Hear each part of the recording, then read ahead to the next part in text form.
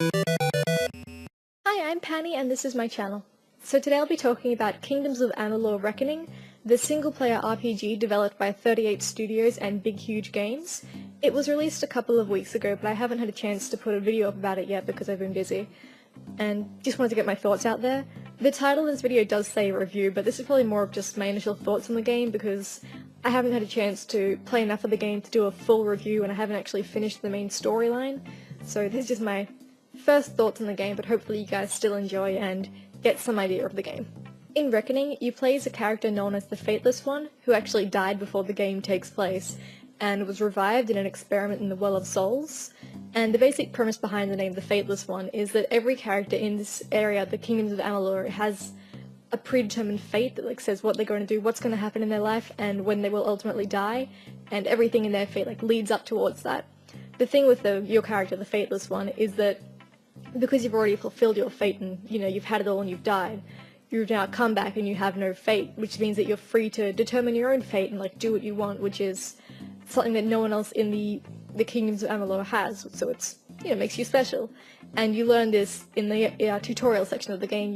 It takes about 40 minutes, you go through, you figure out what's going on, and you learn that you are free to determine your own fate, and basically you are free to then go on side quests and explore for a while, or just continue down the storyline and figure out why you've been brought back, what you have to do, all that kind of stuff.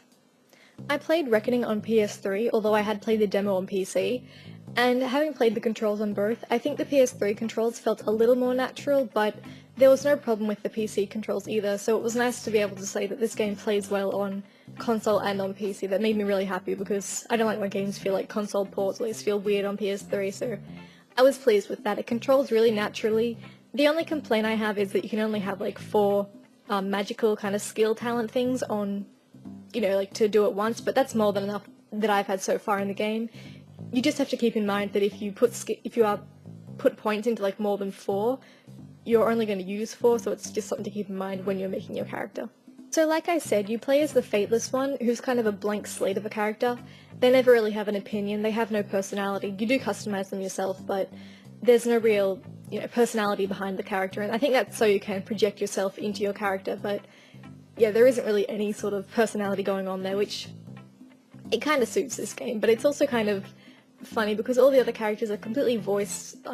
They all have very set personalities, so it does feel kind of odd to have your character have no personality at all, but I can understand where they were coming from, having you project your own personality onto this character, but it still works, but I would have preferred a bit more of a voice behind the character, I think. The one area Reckoning really shines in is the combat system. It's very fun and definitely the high point of the game for me. It feels very fluid. There's dodging, there's blocking, there's sneaking, there's long range and short range attacking. It's very complete and very fun. There's 3 sort of main classes you play as, and it's basically, a sorcerer, a thief, and a warrior, which is pretty generic, but they're all really fun. You can actually respec your character, I guess, at any point in time in the game, or around any point once a certain point, for a small fee, but it kind of makes it fun, and I guess that is part of the whole story of being able to control your own fate. You can, suddenly decide to play as a magician or sorcerer, play as a thief. You can change your mind, and that's pretty fun, I guess. It is nice to be able to know that you can have that change at any time, and change up the combat if you are getting bored. The graphics and the sound in Reckoning are pretty standard for a game, released nowadays.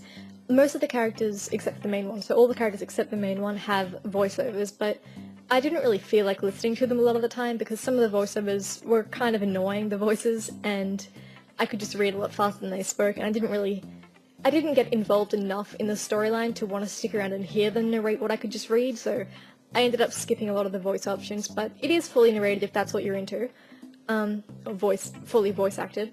The graphics are, it's very pretty, but a lot of the time you don't really see unless you stand still and have a look around because, you're not really looking at a lot of the scenes. The camera's kind of angled down at your character, so you don't really get to see all these other things, but it is a really nice looking game if you take the time to have a look at it. While I was playing Reckoning, I was reminded a lot of 3 other games. World of Warcraft, for a lot of the graphics, it was kind of reminiscent of that, and the gameplay seemed like a cross between Fable 3 and Skyrim for me, which was interesting. I really enjoyed it. It wasn't quite as dark as Skyrim is, graphically and the kind of tone of the game, but it wasn't quite as lighthearted and funny as Fable, and I think that was where the game fell short for me. Without Fable's humour and charm, it just wasn't quite a game that I found myself getting very invested into, which was disappointing because I had really high hopes for this game and I wanted to enjoy it a lot more than I did, and I still can't really figure out why I'm not enjoying it, because I feel like I should. You know, I liked Fable, I liked Skyrim, and technically this game does hit all the right spots for me. You know, I like RPGs, it's got a customizable character, it's got a giant world of like a million quests to do, but for some reason I just didn't get invested, I didn't want to help anyone, I didn't want to do the side quests, I just like kind of wanted to power through the storyline just so I could finish and just say that I'd finished, which was, you know, kind of disappointing to not enjoy myself along the way.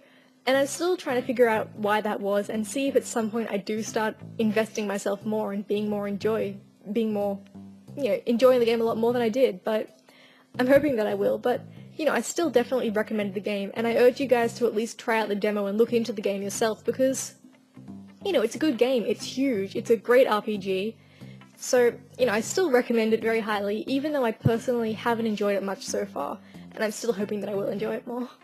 Despite the kind of confusing overall tone of my review or initial thoughts, hopefully you guys enjoyed this video about Kingdoms of Amalur Reckoning. Like I said, do check out the game yourself. You can get the demo on Steam, Xbox Live, and the PlayStation Network, so at least give it a go, and leave your thoughts in the comments, because I'm interested in hearing your thoughts if you've played the demo or the game, and see if you agree or disagree with me. Just let me know, because I'm interested. Don't forget to check me out on Twitter, Facebook, and yeah, the links to those are in the description, and I'll hopefully see you guys again shortly with another video.